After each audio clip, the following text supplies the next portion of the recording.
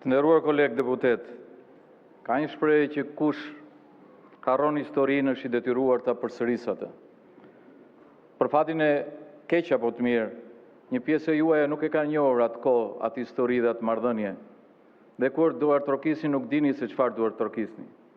Për më tepër kur në këtë sallë në vend që të bashkohemi ndajemi për një gjë që ka të bëjë me interesin ton kombëtar. Në qoftë se doni ta dini, një kom, një qëndrim është qëndrimi kësaj mazhorance.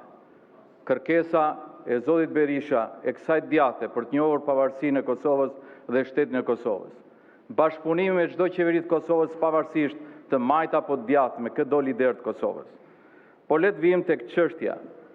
Ky kuvend jo vetëm duhet flasë për genocidin, por duhet shtojë në këtë rezolut për genocidin edhe lirimin e menjëhershëm të liderëve të UÇK-s, sepse janë pjesë e historisë që po përpiqet shtrembrohet pikërisht për t'i kthyer viktimat në kriminal dhe kriminalet në viktima. Unë kam pasur nderin që i kam njohur personalisht Hashim Thaçin, Jakub Krasniqin, Kadri Veselin, edhe po ashtu Recep Selimin. I kam njohur dhe jam krenar dhe më bën nder.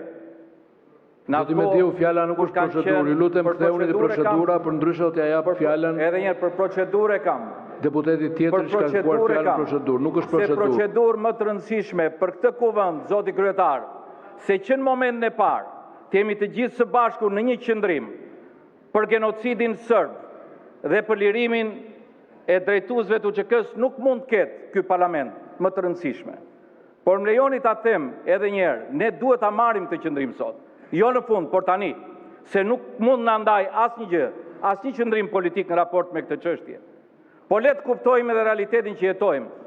Ne nuk mund të jemi në krah të UÇK-s dhe udhëheqësve të saj dhe në krah tjetër partner me Vučićin.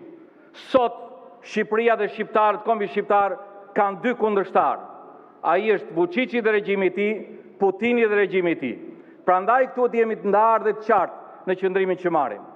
Dhe për sa i përket pyetjes se ku do jemi ne, jo si deputet, jo si politikan, por si qytetar do jem kudo, jo për tribun për të marrë kredo, po kudo ku flitet për Kosovën, kudo ku flitet për lirin e liderëve të Kosovës, Hashim Thaçi, Recep Selimi, Kadri Veseli edhe Jakub Krasniqi.